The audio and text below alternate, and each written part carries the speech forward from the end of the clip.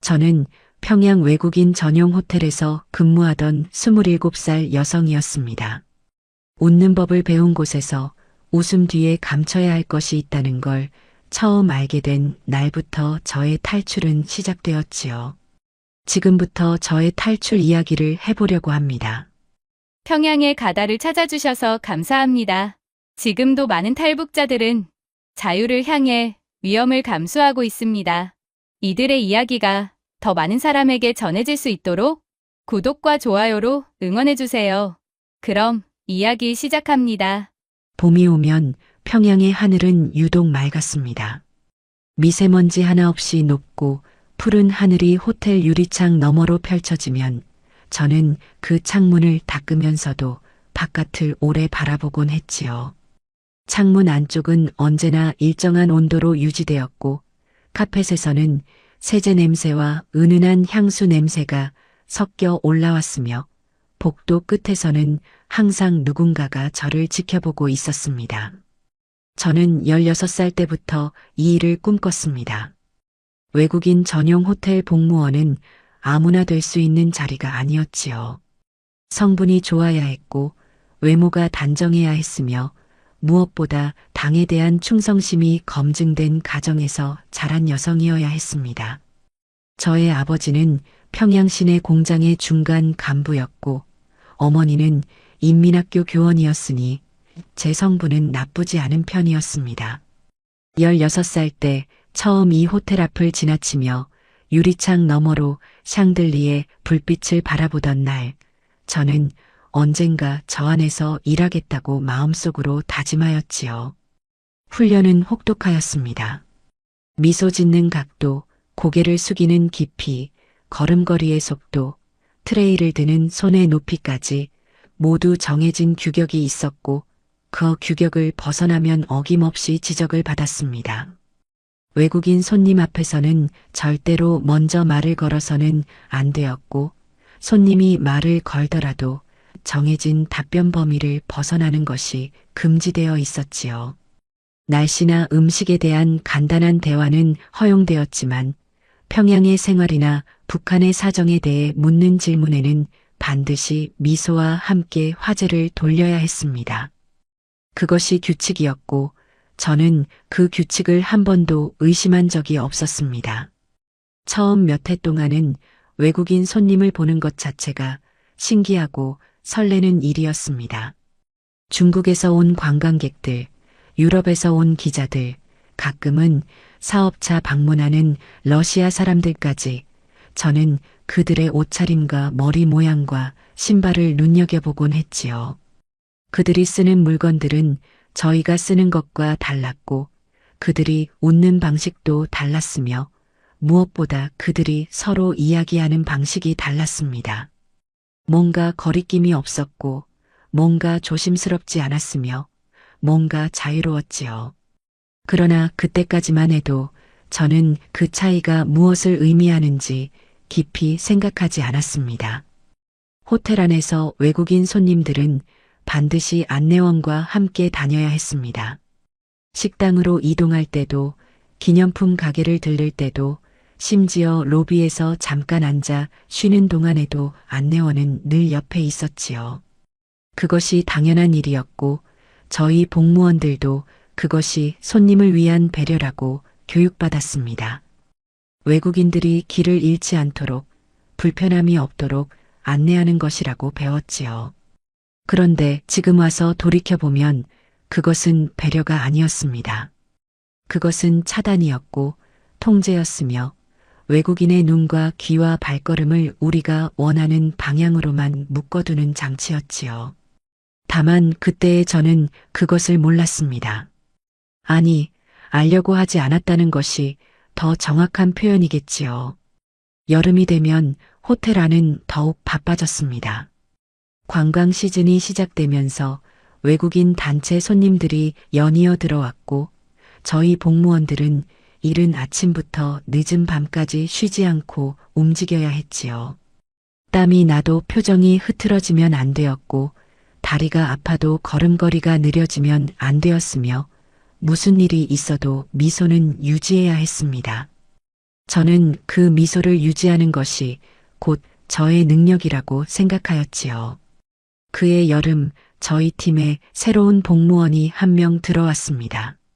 함경북도 출신의 23살 여성이었는데 성분도 좋고 외모도 단정했지만 미소가 어색하다는 이유로 상급자에게 자주 지적을 받았지요.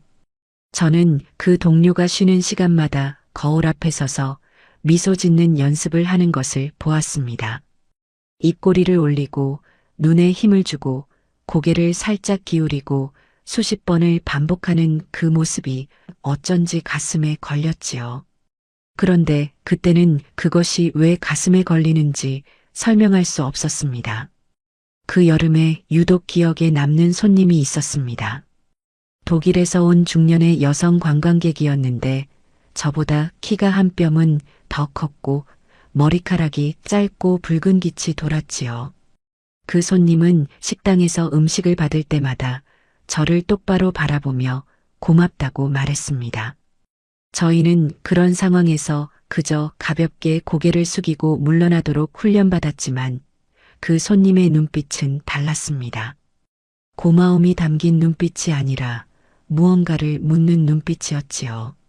저는 그 눈빛을 받을 때마다 시선을 내리깔아야 했고 그렇게 시선을 피할 때마다 이유를 알 수 없는 불편함이 가슴 안에서 스물스물 올라왔습니다. 그 손님이 머무는 사흘 동안 저는 이상한 경험을 몇 차례 하였습니다. 복도에서 마주칠 때마다 그 손님은 자연스럽게 미소를 지으며 지나쳤는데 그 미소가 저의 훈련된 미소와 근본적으로 다르다는 것을 저는 본능적으로 느꼈지요.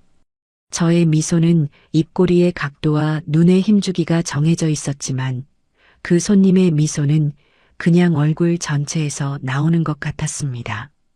이유가 있어서 짓는 미소가 아니라 그냥 살아있어서 짓는 미소처럼 보였지요. 그 손님이 체크아웃을 하던 날 아침, 저는 로비에서 트레이를 들고 서 있었습니다. 그 손님이 카운터에서 짐을 챙기다가 문득 저를 돌아보더니 잠깐 머뭇거린 후 작은 목소리로 무언가를 말했습니다. 안내원이 바로 옆에 있었기에 저는 그 말을 듣지 못한 척 고개를 숙여야 했지요. 하지만 그 손님이 나간 뒤 로비에 그 사람의 향수 냄새만 희미하게 남아있던 그 순간 저는 처음으로 이런 생각을 하였습니다. 저 사람은 지금 어디로 가는 것일까?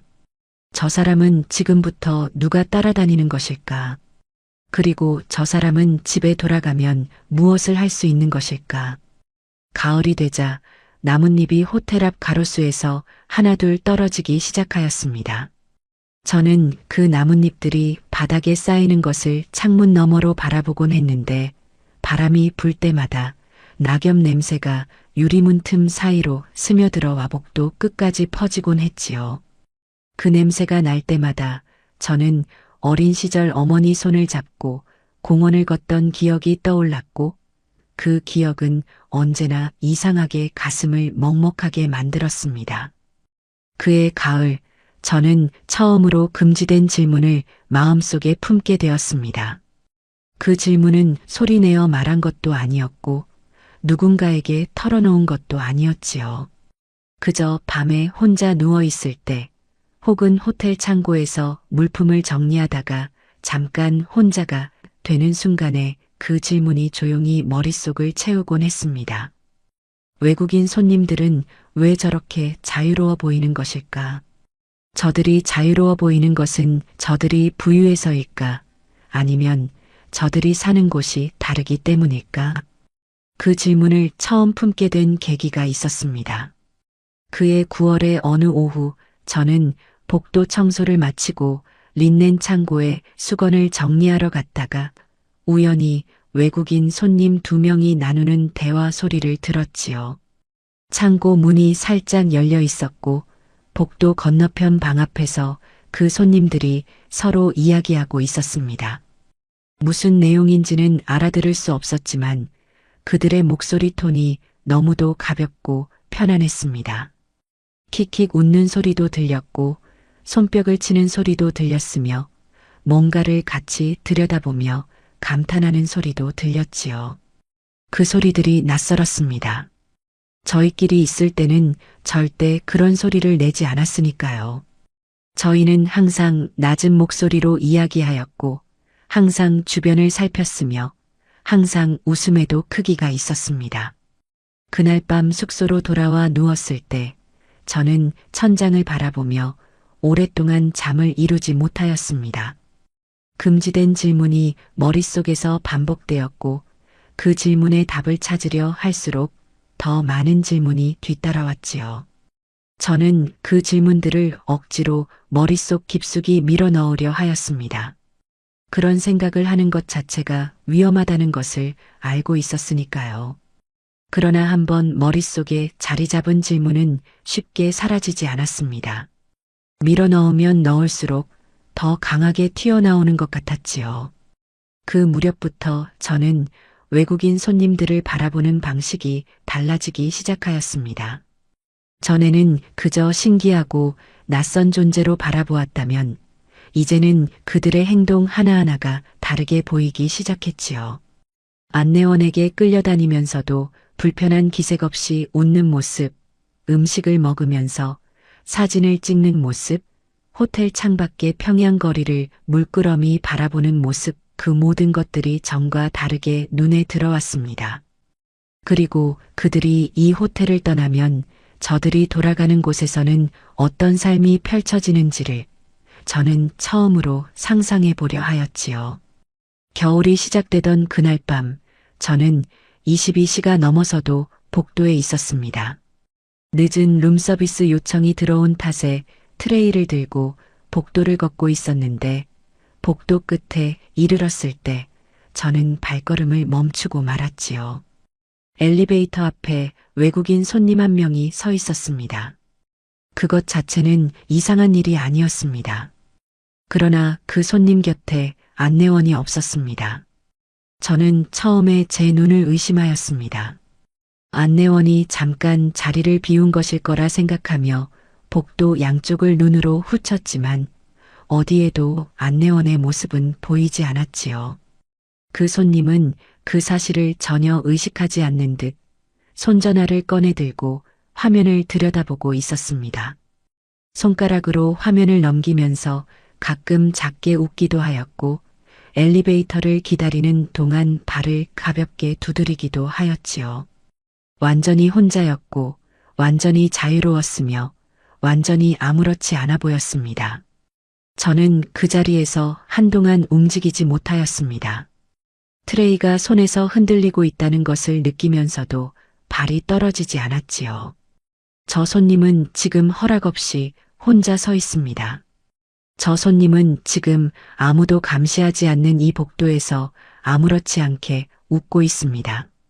저 손님은 지금 그게 얼마나 이상한 일인지조차 모르고 있습니다. 그 생각이 연달아 머릿속을 채웠고 그 순간 저는 처음으로 가슴 깊은 곳에서 무언가가 무너지는 느낌을 받았지요. 엘리베이터 문이 열렸고 그 손님은 자연스럽게 안으로 들어갔습니다. 문이 닫히는 순간까지 그 손님은 저를 보지 못하였지요. 저는 복도에 혼자 남아 트레이를 든 채 엘리베이터 문이 완전히 닫히는 것을 바라보았습니다. 복도에는 형광등 불빛만 차갑게 남아 있었고 카펫에서는 세제 냄새가 올라왔으며 멀리서 냉방기 돌아가는 소리만 웅웅 들렸지요. 그날 밤 숙소로 돌아온 저는 이불을 덮고 누웠지만 잠이 오지 않았습니다. 눈을 감으면 그 복도의 장면이 다시 떠올랐고 그 손님의 아무렇지 않은 표정이 자꾸만 눈앞에 아른거렸지요. 그리고 그 장면과 함께 저는 처음으로 이런 질문을 소리 없이 중얼거렸습니다. 나는 왜 혼자 서 있으면 안 되는 것일까? 나는 왜 아무도 없는 복도에서 손전화를 꺼내들고 웃으면 안 되는 것일까? 나는 왜 허락을 받아야만 움직일 수 있는 것일까? 그 질문들은 답이 없었고 답을 찾으려 할수록 밤은 더 깊어져만 갔습니다. 그리고 그 밤이 지나고 나서 저는 예전의 저로 다시 돌아갈 수 없게 되었지요. 봄이 다시 왔지만 저에게는 전에의 봄과 달랐습니다. 호텔 앞 가로수에 새잎이 돋고 바람이 따뜻해졌지만 저는 그 변화를 예전처럼 단순하게 바라볼 수가 없었지요. 무언가가 달라져 있었습니다. 세상이 달라진 것이 아니라 제가 달라진 것이었는데 그 달라짐이 정확히 어디서 시작되었는지를 저는 이미 알고 있었습니다. 그해 봄부터 저는 외국인 손님들의 물건에 눈길이 가기 시작하였습니다. 그전에도 손님들의 짐은 늘 봐왔지만 이제는 다른 눈으로 보이기 시작했지요. 손님들이 객실에 두고 나간 가방, 책상 위에 놓인 작은 수첩, 충전 중인 전자기기들, 그것들이 저에게 말을 거는 것 같았습니다. 저 물건들의 주인은 어디서 왔고 어디로 갈 것이며 지금 이 순간 저 사람의 가족은 어디서 무엇을 하고 있을까? 그런 생각들이 청소를 하면서도 서비스를 하면서도 복도를 걸으면서도 끊임없이 이어졌지요. 그 무렵 저는 동료 한 명과 가까워지기 시작하였습니다. 저보다 3살 많은 30살 여성이었는데 저와 마찬가지로 복무원으로 수년째 근무하고 있었지요. 그 동료는 말이 적고 표정이 신중한 사람이었는데 어느 날 오후 둘이서 창고에서 물품을 정리하다가 저도 모르게 입에서 말이 새어나오고 말았습니다. 외국인들은 왜 저렇게 달라 보이는 것이냐고. 그 동료는 한동안 아무 말도 하지 않다가 손에 들고 있던 수건을 천천히 내려놓으며 저를 바라보았습니다. 그리고 아주 낮은 목소리로 그냥 그런 데서 왔으니까 그런 것이라고 말했지요. 그 말이 답처럼 들리면서도 답이 아닌 것처럼 들렸고 저는 그날 이후로 그 동료를 다시 보게 되었습니다. 균열은 소리 없이 깊어졌습니다. 저는 아침에 눈을 뜨면 오늘도 웃어야 한다는 것을 알았고 오늘도 정해진 각도로 고개를 숙여야 한다는 것을 알았으며 오늘도 묻지 말아야 할 것을 묻지 않아야 한다는 것을 알았지요. 그런데 그것을 알면서 실행하는 것이 점점 더 무겁게 느껴졌습니다. 예전에는 그냥 당연한 일이었는데 이제는 그것을 할 때마다 가슴 어딘가가 조여드는 것 같았지요. 마치 매일 입어온 옷이 갑자기 한 치수 줄어든 것처럼 예전에는 편했던 것들이 불편하게 느껴지기 시작했습니다. 그해 봄의 마지막 날 저는 퇴근 후 혼자 호텔 뒤편 골목을 걸었습니다. 평양의 저녁은 조용하였고 가끔 자전거 지나가는 소리와 멀리서 들려오는 방송 소리만 골목에 울렸지요. 저는 걸으면서 아무 생각도 하지 않으려 했지만 결국 또 그 질문이 돌아왔습니다. 이 골목을 나는 내 마음대로 걸을 수 있는 것일까?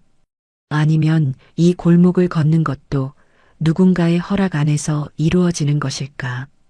봄바람이 차갑게 목덜미를 스쳤고 저는 멈추지 않고 걸었습니다. 그러나 그 질문은 골목이 끝날 때까지 저를 따라왔지요. 여름이 깊어지던 어느 날 오후 그 동료가 저를 창고로 불렀습니다. 아무도 없는 시간을 골라 조용히 손짓하는 모습이 평소와 달랐고 저는 가슴이 조금 빠르게 뛰는 것을 느끼며 그 뒤를 따랐지요. 창고 문이 닫히자 동료는 주위를 한번 살핀 후 목소리를 거의 숨소리 수준으로 낮추었습니다. 그리고 천천히 아주 조심스럽게 이야기를 꺼내기 시작하였지요. 동료의 사촌 언니가 2해 전에 사라졌다고 했습니다. 어느 날 아침 출근을 하지 않았고 그 뒤로 연락이 끊겼으며 가족들은 아무것도 모른다는 말만 들었다고 했지요. 보이부에서 한 차례 가족들을 불러 조사를 했고 그 이후로는 가족들 사이에서도 그 사촌 언니의 이름을 입에 올리지 않게 되었다고 했습니다. 그러나 동료는 알고 있었습니다. 사촌 언니가 중국으로 넘어갔다는 것을. 그것을 어떻게 알았는지는 묻지 않았고 동료도 말하지 않았지요. 다만 동료의 눈빛이 그 사실을 말하고 있었습니다. 저는 창고 벽에 등을 기댄 채 그 이야기를 들으며 숨을 가늘게 쉬었습니다. 이런 이야기를 입 밖으로 꺼내는 것 자체가 위험한 일이었고 듣는 것도 위험한 일이었지요. 그러나 동료가 이 이야기를 저에게 꺼낸 것은 그냥 흘려보낼 수 없는 무게를 가지고 있었습니다. 저를 믿는다는 뜻이었고 혼자서는 더 이상 이 무게를 감당하기 어렵다는 뜻이기도 했지요. 동료는 사촌 언니가 사라지기 전에 했던 말 한 가지를 기억하고 있다고 했습니다. 이렇게 사는 것이 맞는지 모르겠다고. 그 말이 동료의 머릿속을 오래 맴돌았다고 했지요.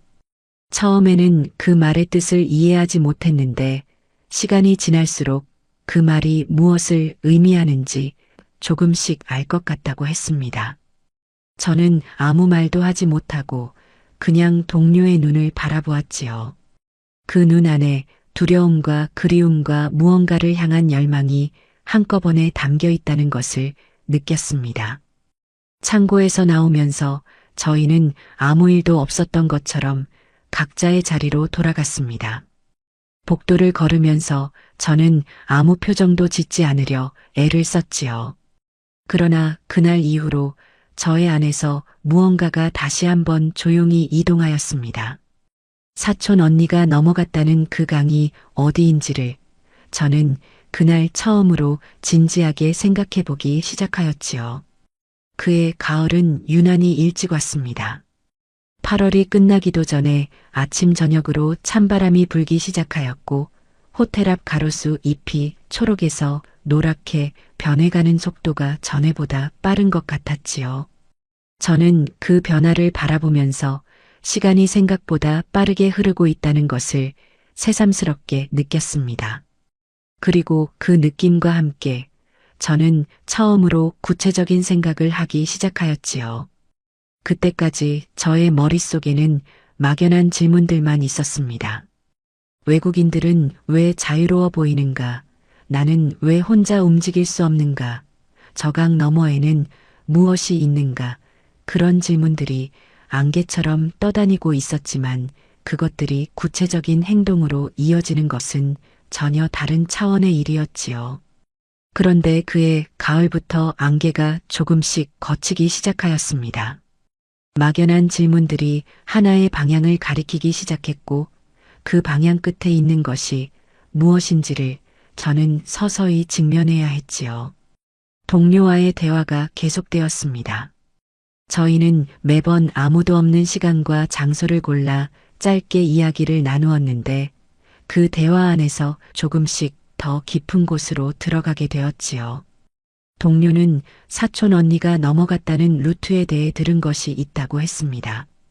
두만강 어느 지점에서 강폭이 좁아지는 곳이 있고 그곳을 아는 브로커가 있다는 것을, 그 브로커의 이름은 말하지 않았지만 연결할 수 있는 사람을 동료는 알고 있다고 했지요. 저는 그 말을 들으면서 심장이 빠르게 뛰는 것을 느꼈습니다. 두렵기도 했고 동시에 이상하게 가슴이 뜨거워지는 느낌도 있었지요. 결심이라는 것은 한순간에 내려지는 것이 아니라는 것을 저는 그 가을에 배웠습니다. 결심은 오랫동안 쌓인 질문들이 임계점에 도달했을 때 비로소 모습을 드러내는 것이었지요. 저에게 그 임계점은 어느 날 저녁 퇴근 후 혼자 숙소로 걸어가던 길에 찾아왔습니다. 바람이 차가웠고 하늘에는 별이 드문드문 보였으며 저는 걸으면서 문득 20년 후의 제 모습을 상상해 보았지요. 같은 복도를 걷고 같은 미소를 짓고 같은 트레이를 들고 그 상상이 완성되는 순간 저는 멈추지 않을 수 없었습니다. 그리고 그 자리에서 저는 처음으로 소리 없이 울었지요. 차가운 바람이 뺨을 스쳐 지나갔고 눈물이 식기 전에 저는 다시 걷기 시작하였습니다. 이미 결심은 내려져 있었습니다. 겨울이 되자 평양의 밤은 더욱 일찍 찾아왔습니다. 오후 5시만 넘어도 하늘이 완전히 어두워졌고 시장 골목에는 석탄 냄새와 군고구마 냄새가 섞여 올라오며 사람들의 발걸음을 붙잡곤 했지요. 저는 그날 퇴근 후 평소와 다른 길을 걸었습니다. 동료가 알려준 장소로 가기 위해서였지요. 브로커를 직접 만나는 것이 아니었습니다.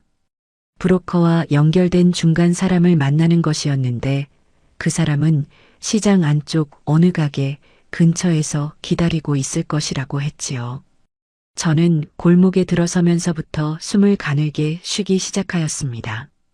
주위에 아는 사람이 있는지 살폈고 뒤에 누가 따라오는지 확인했으며 발걸음이 너무 빠르거나 너무 느리지 않도록 의식하며 걸었지요. 석탄 연기가 목을 따갑게 자극하였고 손이 장갑 안에서도 땀에 젖어들기 시작하였습니다. 약속 장소에는 중년의 여성이 서 있었습니다. 아무런 특징 없는 겨울 외투를 입고 장바구니를 든 채 벽에 기대어 있었는데 저를 보자마자 눈을 맞추고 가볍게 고개를 끄덕였지요. 저는 그 신호가 맞다는 것을 알았습니다. 저희는 나란히 걸으며 아주 짧은 시간 동안 이야기를 나누었습니다. 그 여성은 말이 적고 침착하였으며 필요한 것만 빠르게 전달하였지요. 비용, 이동 시기, 준비물, 그리고 절대로 발설하지 말아야 할 것들. 저는 고개를 끄덕이며 들었고 되묻고 싶은 것들을 꾹 참았습니다. 그날 밤 숙소에 돌아온 저는 이불 속에서 오랫동안 천장을 바라보았습니다. 이제 더 이상 막연한 생각이 아니었습니다. 실제로 움직이기 시작한 것이었고 그 움직임은 되돌리기 어려운 방향으로 이미 한 걸음을 내디딘 것이었지요. 두려움이 몸 전체를 무겁게 짓눌렀지만 동시에 이상한 가벼움도 있었습니다. 결심이 행동으로 이어지기 시작했을 때 느껴지는 그 묘한 가벼움, 저는 그것을 그날 밤 처음으로 알았지요. 바람이 창문 틈으로 스며들었고 방 안이 서늘해지는 것을 느끼면서도 저는 이불을 걷어내지 않았습니다. 그리고 눈을 감았지요. 이제 시작이었습니다. 봄이 다시 왔고 저는 그 봄이 평양에서 맞이하는 마지막 봄이 될 것임을 알고 있었습니다. 호텔 앞 가로수에 새잎이 돋는 것을 보면서 저는 작년 봄과 재작년 봄을 떠올렸지요. 같은 나무가 같은 자리에서 같은 계절을 맞이하는 동안 저는 이 건물 안에서 얼마나 많은 것을 보았고 얼마나 많은 것을 감추어 왔는지를 생각하였습니다. 마지막 출근 날 아침, 저는 평소보다 일찍 일어났습니다. 숙소에서 호텔까지 걷는 길을 천천히 걸었는데 그 길 위의 모든 것을 눈에 담으려 하였지요. 골목 어귀의 담벼락, 자전거를 타고 지나가는 노인, 이른 아침 문을 여는 국수 가게에서 흘러나오는 뜨거운 전기 냄새, 저는 그것들이 기억 속에 남도록 천천히 걸었습니다. 이 길을 다시 걷지 못할 수도 있다는 것을 알면서도 이상하게 발걸음은 가벼웠지요. 호텔에 도착하여 유니폼으로 갈아입고 복도에 섰을 때 저는 잠깐 눈을 감았습니다. 카펫 냄새, 세제 냄새, 냉방기 소리, 멀리서 들려오는 주방 소음, 수년간 매일 맡아온 것들이 그날따라 유독 또렷하게 느껴졌지요. 저는 그것들을 하나씩 기억 속에 넣었습니다. 이 냄새와 이 소리가 언젠가 그리워질 날이 올지도 모른다는 것을 알면서 그날 하루는 평소와 다름없이 흘러갔습니다. 저는 평소와 같은 미소를 지었고 평소와 같은 각도로 고개를 숙였으며 평소와 같은 속도로 복도를 걸었지요. 아무도 이날이 저의 마지막 출근 날임을 알지 못하였습니다. 동료만이 알았고 동료는 하루 종일 저와 눈이 마주칠 때마다 아주 짧게 그러나 분명하게 눈빛으로 무언가를 전해주었지요. 두렵지 않냐고 묻는 눈빛이 아니었습니다. 잘 가라는 눈빛이었고 살아서 가라는 눈빛이었으며 나 대신도 살아달라는 눈빛이었지요. 퇴근 시간이 되어 유니폼을 벗고 로비를 가로질러 나올 때 저는 문 앞에서 한 번만 뒤를 돌아보았습니다.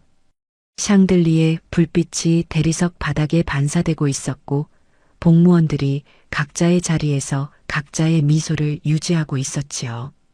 그 장면이 눈에 새겨지는 것을 느끼면서 저는 문을 밀고 바깥으로 나왔습니다. 봄바람이 얼굴을 감쌌고 저는 걷기 시작하였지요. 뒤돌아보지 않으면서 트럭 바닥은 거칠고 차가웠습니다. 짐짝 사이에 몸을 웅크리고 앉아 있는 동안 나무 바닥에서 올라오는 냉기가 옷 사이로 스며들었고 트럭이 움직일 때마다 온몸이 이리저리 쏠렸지요. 저를 포함하여 4명이 그 공간에 있었습니다. 동료 그리고 브로커가 연결해준 2명의 여성 저희는 서로 이름을 몰랐고 알려고 하지도 않았지요. 이름을 아는 것이 오히려 위험할 수 있다는 것을 저희 모두 알고 있었습니다. 평양을 벗어나는 것은 생각보다 어려웠습니다.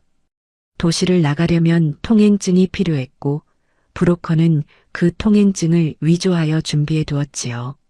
저희는 각자 다른 시간대에 다른 방법으로 집결 장소로 이동하였고 트럭에 오를 때도 순서를 나누어 탔습니다. 트럭 운전사는 브로커와 오래 일해온 사람이라고 했는데 저희와 눈을 마주치지 않았고 말도 거의 하지 않았지요. 그것이 오히려 안심이 되었습니다. 트럭이 검문소에 가까워질 때마다 저희는 더욱 깊이 짐짝 사이에 몸을 눌렀습니다. 검문소에서 손전등 불빛이 트럭 주변을 훑는 소리가 들렸고 군인과 운전사가 짧게 대화하는 소리가 들렸지요. 그 몇 초가 몇 분처럼 길게 느껴졌고 저는 숨을 완전히 참은 채 트럭 바닥을 손가락으로 꽉 쥐었습니다. 심장 소리가 너무 커서 옆 사람에게 들릴 것 같았지요. 그러다 트럭이 다시 움직이기 시작하면 저희는 서로 보이지도 않는 어둠 속에서 조용히 숨을 내쉬었습니다. 함경북도로 접어들면서 바깥 공기가 달라졌습니다. 트럭 뒷판 틈으로 들어오는 바람이 더 차갑고 날카로워졌으며 흙냄새 속에 강 냄새가 섞여드는 것 같았지요. 저는 그 냄새를 맡으면서 두만강이 가까워지고 있다는 것을 느꼈습니다. 강을 건너면 중국입니다. 중국에서 몽골로, 몽골에서 태국으로, 태국에서 한국으로 브로커가 설명해준 루트가 머릿속에서 반복되었지요. 그러나 지금 이 순간은 그 루트의 첫 번째 관문, 두만강 앞에 서는 것이 전부였습니다. 트럭이 멈추었습니다. 브로커의 연락책이 조용히 짐칸 문을 두드렸고 저희는 하나씩 바깥으로 나왔지요. 차가운 밤 공기가 온몸을 덮쳤고 눈앞에 펼쳐진 것은 어둠과 나무와 그 너머로 희미하게 반짝이는 물줄기였습니다. 두만강이었지요. 저는 그 물줄기를 바라보면서 다리가 떨리는 것을 느꼈습니다. 그리고 그 순간 강 건너편에서 손전등 불빛 하나가 천천히 움직이기 시작하였지요. 강물은 생각보다 차가웠습니다. 발이 바닥에 닿는 순간 얼음처럼 차가운 냉기가 발목을 타고 허벅지까지 올라왔고 숨이 저절로 짧아졌지요. 봄이라고는 했지만 두만강의 물은 아직 겨울을 품고 있었고 그 냉기는 몸 안쪽까지 파고드는 것 같았습니다. 저는 이를 악물고 한 발씩 앞으로 내딛었지요. 강바닥의 돌이 미끄러웠고 발을 잘못 디딜 때마다 몸이 휘청거렸으며 그럴 때마다 머리 위로 든 보따리가 흔들렸습니다. 연락책이 앞장서서 걸었고 동료가 바로 뒤를 따랐으며 저는 3번째였습니다. 4번째 여성은 저보다 어린 24살이었는데 강에 들어서는 순간부터 가느다란 떨림 소리를 내고 있었지요. 저는 뒤를 돌아보고 싶었지만 돌아보지 않았습니다. 지금 뒤를 보면 발이 더 무거워질 것 같았기 때문이었지요. 앞만 보고 한 발씩 숨을 참으면서 걸었습니다. 강 중간쯤에 이르렀을 때 물이 허리까지 차올랐습니다. 그 순간 강 하류 쪽에서 손전등 불빛이 움직이는 것이 보였지요. 순찰되었습니다. 연락책이 뒤도 돌아보지 않고 손을 내려 멈추라는 신호를 보냈고 저희는 그 자리에서 굳어버렸습니다. 허리까지 차오른 차가운 물속에 서서 손전등 불빛이 우리 쪽으로 향하지 않기를 바라며 숨을 죽였지요. 물소리가 귀에 가득 찼고 심장 소리가 그보다 더 크게 울렸으며 뒤에서 24살 여성의 떨림 소리가 멈춘 것이 오히려 더 무섭게 느껴졌습니다. 손전등 불빛은 강 하류를 훑다가 천천히 방향을 돌렸습니다. 불빛이 멀어지는 것을 확인하는 데 걸린 시간이 얼마나 되는지 알 수 없었지요. 체감으로는 1시간 같았지만 실제로는 2분도 되지 않았을 것입니다. 연락책이 다시 천천히 움직이기 시작하였고 저희도 뒤를 따랐지요. 나머지 강폭을 건너는 동안 저는 아무 생각도 하지 않으려 했습니다. 그냥 발을 들고 발을 내리고 한 걸음씩 앞으로 나아가는 것에만 집중하였지요. 중국 쪽 강둑에 발이 닿는 순간 저는 그 자리에서 주저앉을 뻔하였습니다. 다리에 힘이 빠진 것도 있었지만 그보다는 온몸에서 힘이 한꺼번에 빠져나가는 것 같은 느낌이었지요. 그러나 주저앉을 수 없었습니다. 연락책이 빠르게 움직이라고 손짓하였고 저희는 젖은 옷을 입은 채 강둑을 벗어나 숲을 속으로 몸을 숨겼지요. 차가운 바람이 젖은 옷 사이로 파고들었고 이가 부딪히는 소리가 나기 시작하였습니다. 그러나 저는 살아있었고 강을 건넜으며 발 아래는 중국 땅이었지요. 그것만으로 충분하였습니다. 중국 쪽 연락처의 집은 강에서 2시간쯤 걸어 들어간 곳에 있었습니다. 수풀을 헤치고 비포장길을 가로질러 불 꺼진 마을 외곽을 돌아서 도착한 그곳은 낡은 벽돌집이었지요. 문을 열어준 것은 중국 조선족 여성이었는데 아무 말 없이 저희를 안으로 들이고 문을 잠갔습니다. 집 안은 좁고 어두웠으며 바닥에는 얇은 이불이 몇 개 깔려 있었지요. 젖은 옷을 갈아입고 이불을 덮었지만 잠이 오지 않았습니다. 몸은 극도로 지쳐 있었는데도 눈이 감기지 않았지요. 귀가 지나치게 예민해져 있었습니다. 밖에서 차 지나가는 소리가 들릴 때마다 저도 모르게 몸이 굳었고 멀리서 개 짖는 소리가 들릴 때마다 심장이 한 박자 빠르게 뛰었지요. 이 집이 안전하다는 것을 머리로는 알고 있었지만 몸은 아직 강을 건너던 그 순간에 머물러 있는 것 같았습니다. 동료가 제 옆에 누워 있었습니다. 숨소리로 보아 잠든 것 같지는 않았지요. 저희는 아무 말도 하지 않았지만 서로 깨어 있다는 것을 알고 있었습니다. 그 침묵이 이상하게 위로가 되었지요. 혼자가 아니라는 것, 이 어둠 속에서 같은 두려움을 나누는 사람이 곁에 있다는 것, 그것만으로도 숨을 쉴 수 있었습니다. 새벽 2시쯤 되었을 때 조선족 여성이 방문을 살짝 열고 뜨거운 물이 든 컵을 하나씩 들고 들어왔습니다. 말없이 컵을 건네고 나갔는데 그 따뜻한 컵을 두 손으로 감쌌을 때 저는 처음으로 눈물이 날 것 같았지요.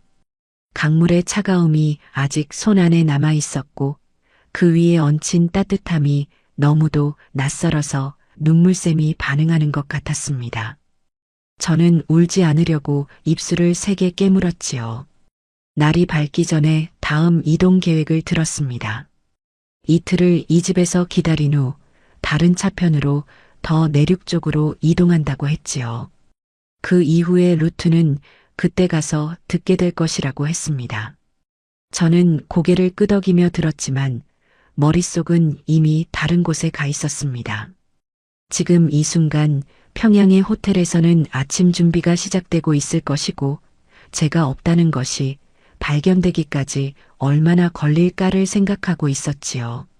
그리고 그 생각과 함께 2번 다시 돌아갈 수 없다는 것이 처음으로 실감이 되었습니다. 중국 내륙으로 이동하는 사흘이 지나는 동안 저희는 두 번의 위기를 넘겼습니다. 첫 번째는 고속도로 검문이었지요.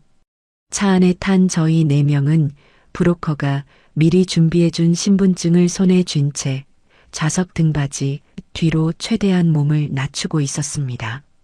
검문 경찰이 창문 너머로 운전사에게 무언가를 물었고 운전사가 짧게 대답하는 소리가 들렸지요. 그 대화가 끝나는데 걸린 시간은 1분도 안 되었지만 저는 그동안 손발이 완전히 얼어붙어 있었습니다. 두 번째 위기는 밤이었습니다. 중간 경유지로 이용하는 조선족 마을에서 하룻밤을 묵는데 마을 어귀에 경찰차가 한 대 세워지는 것을 누군가가 목격하였지요.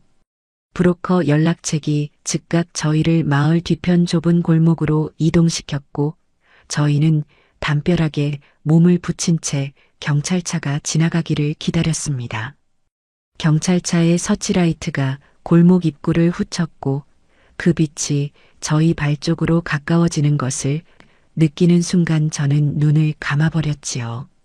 눈을 감으면 보이지 않을 것 같다는 아주 어린아이 같은 반응이었는데 그 순간만큼은 그것 외에 할 수 있는 것이 없었습니다. 서치라이트는 결국 골목 안쪽까지 들어오지 않았습니다. 경찰차가 천천히 지나쳐가는 소리가 들렸고 그 소리가 완전히 사라진 후에도 저희는 한동안 벽에 붙어 있었지요. 연락책이 괜찮다는 신호를 보내고 나서야 저희는 천천히 몸을 일으켰습니다. 그때 24살 여성이 소리 없이 울고 있는 것이 보였지요. 눈물이 뺨을 타고 내려오는데 소리 하나 없이 흘리고 있었고 저는 그 모습을 보면서 가슴이 쪼이는 것을 느꼈습니다. 중국에서의 나날이 이어질수록 저희는 서로에 대해 조금씩 더 알게 되었습니다. 이름은 여전히 몰랐지만 각자가 무엇을 두고 왔는지는 눈빛으로 알 수 있었지요.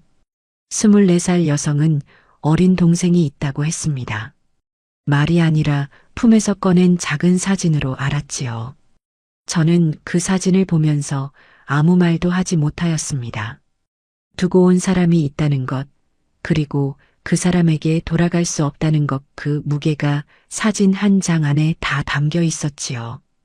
그날 밤 저는 처음으로 어머니 얼굴이 꿈에 나왔고 새벽에 눈을 뜨면서 그 꿈이 실제가 아니라는 것에 안도하는 동시에 절망하였습니다. 몽골 국경을 넘는 것은 중국을 빠져나오는 것과는 또 다른 종류의 고통이었습니다. 중국에서는 추격과 검문이 두려웠다면 몽골 사막에서는 그 두려움 대신 순수한 육체적 한계가 저희를 시험하였지요. 브로커가 사전에 말해준 것은 밤새 걸어야 한다는 것이었는데 실제로 겪어보니 그 말이 얼마나 가볍게 들렸는지를 절감하였습니다. 출발은 저녁 8시였습니다. 중국 쪽에서 연결된 또 다른 안내인이 저희를 국경 근처까지 데려다 준 후 그 다음부터는 저희 스스로 걸어야 했지요. 안내인이 방향을 가리키며 몇 가지를 일러주었는데 핵심은 하나였습니다. 멈추지 말라는 것. 앉으면 다시 일어나기 힘들고 몸이 식으면 움직임이 느려지며 날이 밝기 전에 목표 지점에 도달하지 못하면 발각될 확률이 높아진다는 것이었지요. 처음 2시간은 견딜만 하였습니다. 서늘한 밤 공기가 오히려 걷기에 좋았고 하늘에는 별이 가득하여 방향을 잡는 데 도움이 되었지요. 발 아래 마른 풀이 바스락거리는 소리가 규칙적으로 들렸고 그 소리에 맞춰 발걸음을 유지하다 보면 시간이 흘렀습니다. 그러나 3시간이 지나면서부터 발이 무거워지기 시작하였고 4시간이 지나자 허벅지 앞쪽이 타는 것처럼 아파오기 시작하였지요. 24살 여성이 먼저 주저앉았습니다. 더 이상 걸을 수 없다며 그 자리에 무릎을 꿇는 것을 저는 뒤에서 보았지요. 동료가 돌아가서 그 여성의 팔을 잡아 일으켰고 저도 반대편 팔을 잡았습니다. 셋이서 그 여성을 부축하며 다시 걷기 시작하였는데 그 순간부터 걷는 것이 아니라 버티는 것이 되었지요. 발이 아픈 것도 잊었고 추운 것도 잊었으며 그저 옆 사람과 보조를 맞추어 한 발씩 내딛는 것만 생각하였습니다. 새벽빛이 지평선에 희미하게 번지기 시작할 무렵 저희 앞에 불빛이 보였습니다. 몽골 국경 초소였지요. 브로커가 말해준 대로 저희는 그 초소를 향해 걸어가서 스스로 모습을 드러내었습니다. 몽골 국경 수비대가 저희를 발견하고 다가왔을 때 저희 중 누구도 도망치지 않았지요. 몽골은 탈북자를 추방하지 않는다는 것을 저희는 알고 있었습니다. 수비대가 저희를 둘러쌌을 때 저는 그 자리에 서서 처음으로 무릎에 힘을 뺐지요. 그리고 새벽 하늘을 올려다보았습니다. 별이 지기 시작하고 있었습니다. 울란바토르의 수용시설은 차갑고 단조로운 곳이었습니다. 벽은 회색 콘크리트였고 창문은 높은 곳에 나 있어서 하늘의 일부만 보였으며 식사는 하루 2번 정해진 시간에 나왔지요. 저희는 그곳에서 한국 대사관과 연결되기를 기다렸습니다. 브로커가 사전에 설명해 준 절차였는데 실제로 그 기다림 속에 놓이고 보니 예상보다 긴 시간이었지요. 처음 며칠은 아무것도 하지 않고 그냥 누워 있었습니다. 몸이 요구하는 것이 잠이었기 때문이었지요. 두만강을 건넌 이후로 제대로 자본 적이 없었고 중국을 가로지르는 동안 긴장이 풀릴 틈이 없었으며 몽골 사막을 걷는 밤에는 잠 자체가 불가능하였으니까요. 그 모든 것이 한꺼번에 쏟아지듯 저는 수용시설의 얇은 매트 위에서 잠을 잤습니다. 꿈도 없이 소리도 없이 그냥 깊은 곳으로 가라앉듯이 잠에서 깨어나면 천장을 바라보는 시간이 길었습니다. 머릿속에 많은 것들이 정리되지 않은 채 떠다니고 있었지요. 어머니 얼굴, 호텔 복도의 냄새, 두만강 물의 차가움, 몽골 사막에서 별이 지던 새벽 하늘 그것들이 순서 없이 떠올랐다가 사라지기를 반복하였습니다. 저는 그것들을 붙잡으려 하지 않았지요. 그냥 지나가도록 두었습니다. 동료와는 수용시설에서 처음으로 긴 대화를 나누었습니다. 위험한 상황에서는 말을 아껴야 했기 때문에 그동안 깊은 이야기를 나눈 적이 없었는데 이제는 시간이 있었지요. 동료는 평양에 남겨둔 어머니와 남동생 이야기를 하였습니다. 어머니가 건강이 좋지 않다는 것, 남동생이 군 입대를 앞두고 있다는 것, 그 이야기를 하는 동료의 목소리는 평온하였지만 눈은 평온하지 않았지요. 저는 그 눈빛을 보면서 탈북이 자유를 향한 것인 동시에 무언가를 영원히 잃는 것이기도 하다는 것을 다시 한번 느꼈습니다. 수용시설에서 3주가 지난 후 저희는 한국 대사관 측과 연결되었습니다. 면담이 진행되었고 서류가 오갔으며 태국으로 이동하여 최종 입국 절차를 밟게 될 것이라는 통보를 받았지요. 그 말을 들은 날 저녁 저는 높은 창문으로 보이는 하늘 한 조각을 바라보았습니다. 주황빛 노을이 그 작은 사각형을 가득 채우고 있었고 저는 그것을 보면서 처음으로 한국이라는 단어를 마음속으로 천천히 읽어보았지요. 한국. 그 두 글자가 가슴 안에서 낯설면서도 따뜻하게 번지기 시작하였습니다.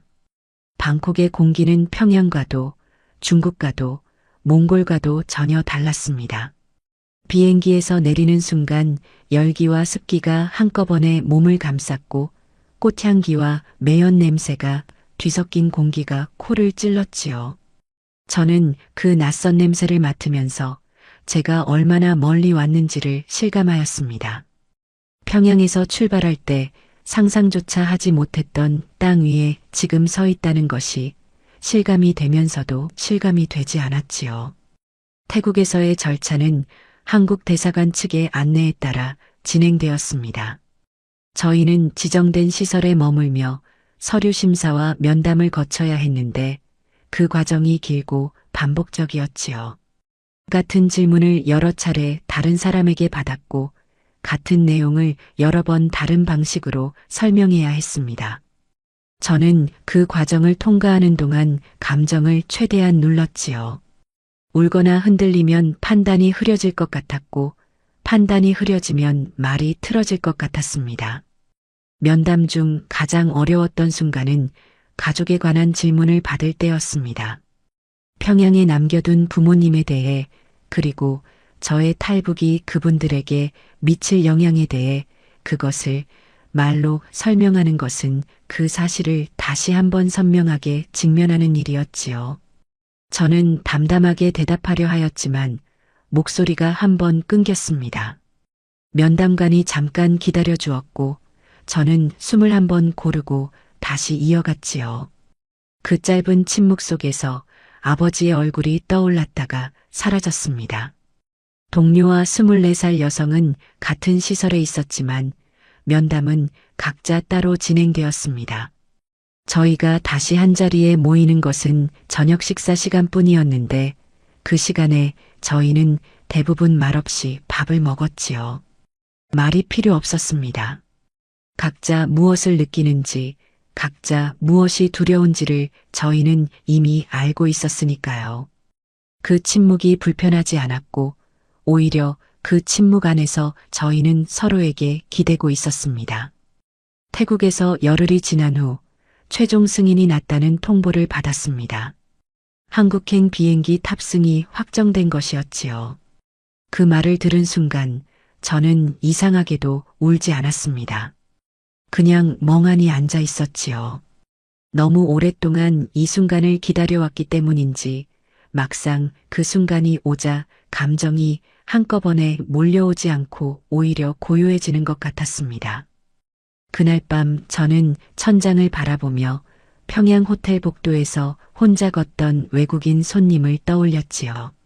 그 손님은 아무것도 모르는 채 엘리베이터에 올랐고 저는 그 장면 하나에서 무언가가 무너지기 시작하였습니다. 그리고 이제 저는 여기까지 왔지요. 비행기를 타는 것은 처음이었습니다.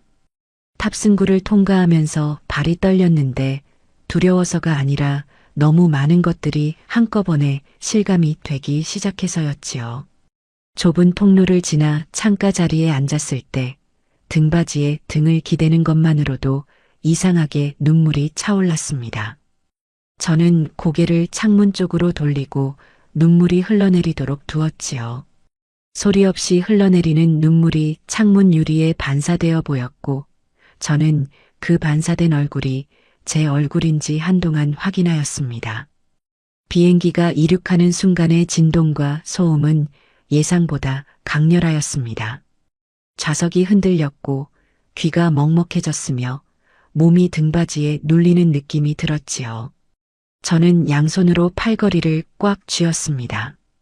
그런데 그 강렬함이 지나고 비행기가 구름 위로 올라서는 순간 창밖으로 보이는 것이 달라졌습니다.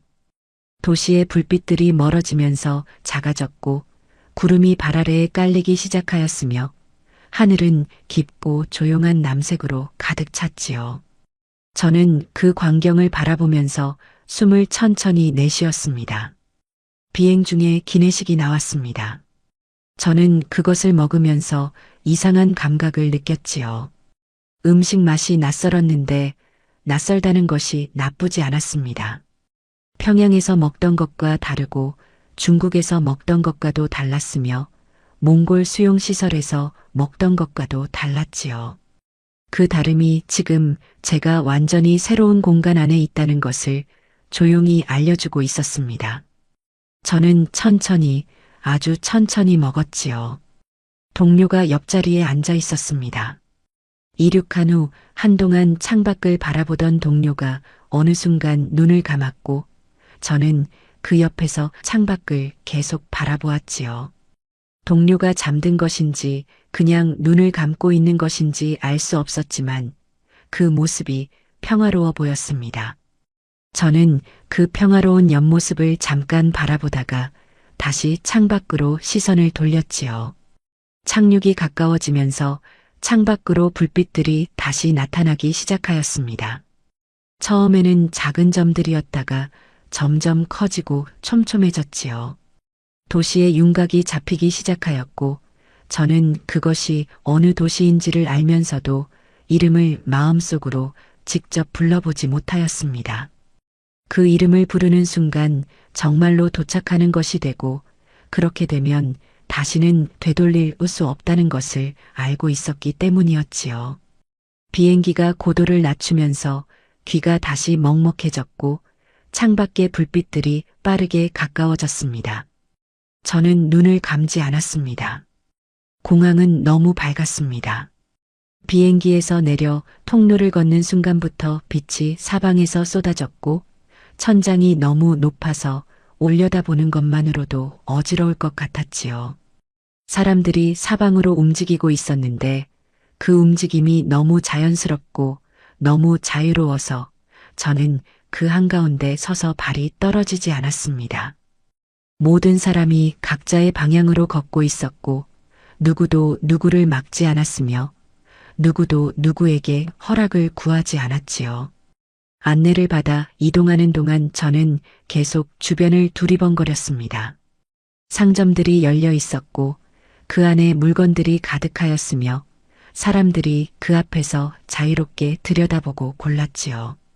음식 냄새가 공항 안에 퍼져 있었는데 여러 나라의 음식 냄새가 섞여 있어서 한 가지로 설명하기 어려운 복잡한 향이었습니다. 저는 그 냄새를 맡으면서 걸음이 자꾸 느려지는 것을 느꼈지요. 입국 심사를 받는 동안 저는 긴장하지 않으려 했지만 손이 떨렸습니다. 그러나 심사관이 저를 대하는 방식은 제가 예상하던 것과 달랐지요. 날카롭지 않았고 의심하는 눈빛이 아니었으며 그냥 일을 처리하는 사람의 표정으로 필요한 것들을 확인하였습니다. 저는 그 평범함이 오히려 낯설었지요. 누군가가 저를 잠재적인 위험으로 보지 않는다는 것이 이상하게도 처음에는 적응이 되지 않았습니다. 수속을 마치고 대기구역으로 이동하였을 때 동료가 제 팔을 가볍게 잡았습니다.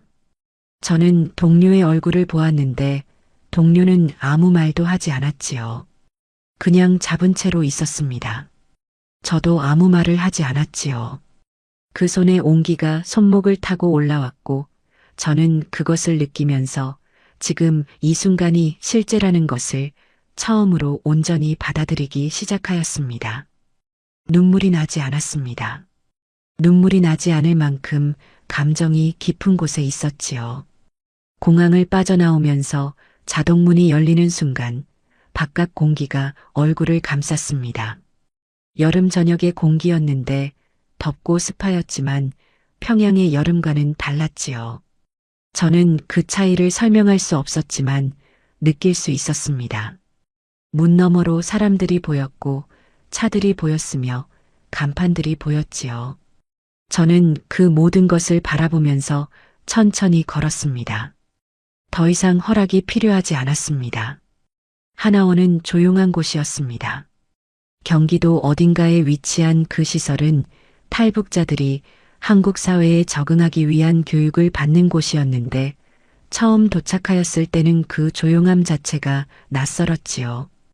북한에서의 조용함은 언제나 무언가를 감추는 조용함이었는데 이곳의 조용함은 그냥 평화로운 조용함이었습니다. 그 차이를 몸으로 받아들이는데 시간이 걸렸지요. 교육과정은 다양하였습니다. 한국 사회의 기본 구조, 경제 시스템, 의료보험, 대중교통 이용법 저에게는 처음 듣는 개념들이 많았는데 그중에서 가장 적응하기 어려웠던 것은 선택의 문제였지요. 마트에 가서 물건을 고를 때, 메뉴판을 보고 음식을 주문할 때, 진로를 스스로 결정할 때, 그 모든 순간에 아무도 저에게 무엇을 골라야 한다고 알려주지 않았습니다. 처음에는 그것이 오히려 당황스러웠지요. 선택을 강요받지 않아도 된다는 것이 자유라는 것을 머리로는 알았지만 몸이 적응하는 데는 더 긴 시간이 필요하였습니다. 하나원에서 저는 비슷한 경험을 가진 사람들을 만났습니다. 출신도 달랐고 직업도 달랐으며 탈북 루트도 달랐지만 각자의 이야기 안에 비슷한 결이 흐르고 있었지요. 누군가는 가족을 두고 왔고, 누군가는 사랑하는 사람을 잃었으며, 누군가는 아직도 꿈속에서 추격을 받는다고 하였습니다. 저는 그 이야기들을 들으면서 제 안에 있는 것들이 저만의 것이 아니라는 것을 알았지요. 그리고 그것이 이상하게 위로가 되었습니다. 가을이 깊어가면서 하나원 창밖의 나무들이 붉고 노랗게 물들었습니다. 저는 수업이 끝난 후 창가에 앉아 그 나무들을 바라보곤 하였지요. 낙엽 냄새가 창문 틈으로 들어왔는데 그 냄새는 평양의 가을 냄새와 같았습니다. 같은 냄새가 전혀 다른 장소에서 나고 있다는 것이 신기하였고 그 신기함 속에서 그리움과 안도가 동시에 느껴졌지요. 저는 그 감정들을 어떻게 처리해야 할지 몰랐지만 억지로 정리하려 하지 않았습니다. 동료는 하나원에서 먼저 퇴소하여 서울 어딘가에 자리를 잡았다는 소식을 들었습니다. 24살 여성도 가족이 먼저 탈북해 있었다는 것이 밝혀져 빠르게 합류하였다고 했지요. 저는 그 소식들을 들으면서 조용히 제 다음을 생각하였습니다. 하나원을 나가면 저에게는 아무도 없는 도시가 기다리고 있을 것이었지요. 그러나 그것이 두렵지 않았습니다. 아무도 없는 것이 아무것도 없는 것은 아니니까요. 저에게는 이제 선택할 수 있는 하루하루가 있었습니다. 지금 저는 서울 외곽의 작은 아파트에 살고 있습니다. 창문 너머로 버스 정류장이 보이고 아침이면 사람들이 각자의 방향으로 걸어가는 것이 보이지요. 저는 매일 아침 그 창문 앞에 서서 커피를 마십니다. 커피를 마시는 것이 습관이 된 것도, 커피를 스스로 골라 사는 것도, 아침에 일어나는 시간을 스스로 정하는 것도 모두 여기 와서 처음 생긴 것들이지요. 한국에 온 지 6년이 지났습니다. 처음 2년은 적응이라는 말의 무게를 온몸으로 배우는 시간이었습니다.